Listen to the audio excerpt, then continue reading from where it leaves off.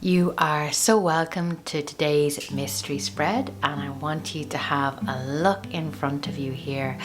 You have card number 1, 2 and 3, and which one will you choose? And I always believe, see where you're drawn. It could be cards number 1 jump out with you, or cards number 2, or cards number 3.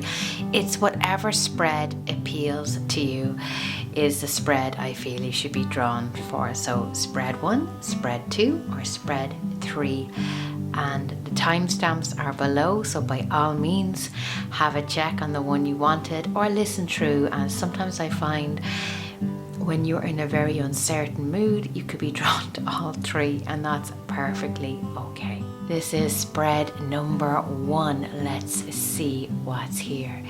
So firstly, we have the anxiety card and we have spell work. Interesting. Well, firstly, the anxiety is about all those worries and uncertainties that are in your head lately. So if you've chosen spread number 1, there's a lot going on around you at the moment, a lot you're thinking about, and decisions you may have to make.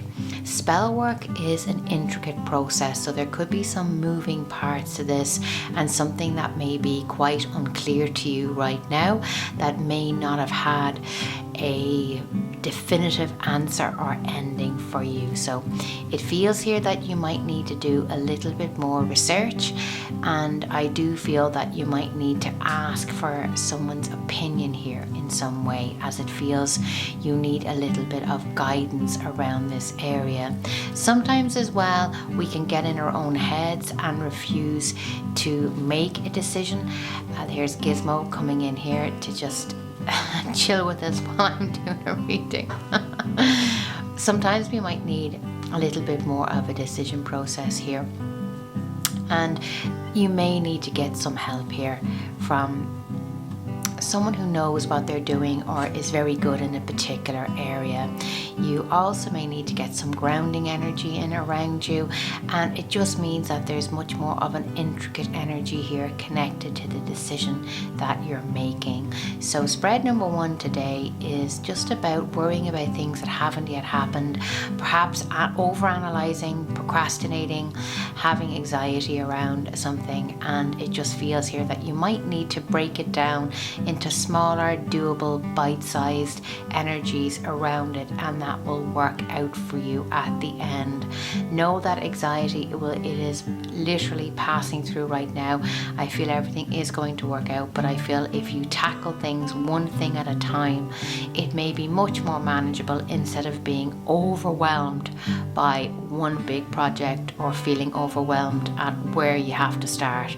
Start with tiny pieces, and these little steps will lead to a much better outcome. Let's have a look at spread number 2. Spread number 2, we have the beautiful world card and the butterfly. And the butterfly for me is a very strong sign of transformation in your life. It's a beautiful sign from a loved one in spirit that you are being guided presently, but also that joy, happiness, there's victory around you, a really positive outcome. The world card is signifying that the world is your oyster, but this also indicates there's a journey around you presently. You could be booking tickets for a holiday, there could be a decision coming up on travel, you could be moving here in some way. The outcome is really good here, as it really feels that transformation is part of life.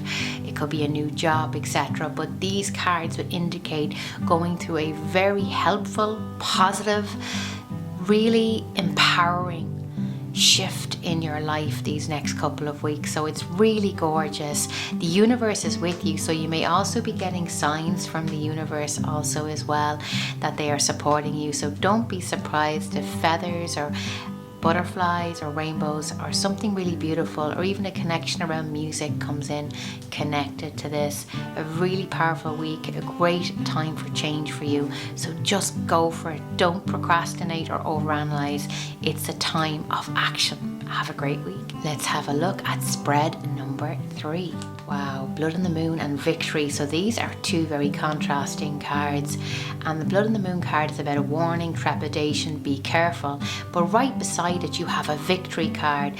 So what this basically is saying is this week, tread cautiously, keep your ear close to the ground here, but know that by moving on cautiously, carefully, really planning your steps this week, covering your back, make sure you have backups of everything, whether it be your project, whether it be contacts. I just feel here that the devil is in the detail around you this week, and if you pay close attention to the details here, guess what? There is the Victory card.